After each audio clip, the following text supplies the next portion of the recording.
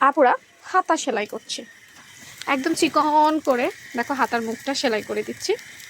কাস্টমারের রিকমেন্ড ছিল হাতার মুখ একদম চিকন করে সেলাই করা। আসলে আমরা যারা প্রফেশনালি কাজ করি প্রত্যেকেই কিন্তু কাস্টমারের ইচ্ছা অনিচ্ছার উপরে ভিত্তি করে করে থাকি।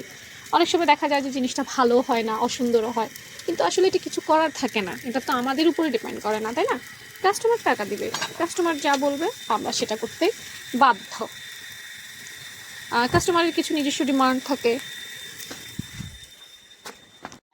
তো দেখো আপুরা, হাতা হাতার মুখ যেটা সেটা সেলাই হয়ে গেছে, হাতার সাইড সেলাই হয়ে গেছে। এখন জামার সাথে ম্যাচ করব, অর্থাৎ জামাতে যতটুকু মহড়ার প্রয়োজন আমি সবসময় হাতাটা একটু বাড়তি কাটার চেষ্টা করি, এটা আমার সবসময়কার অভ্যাস।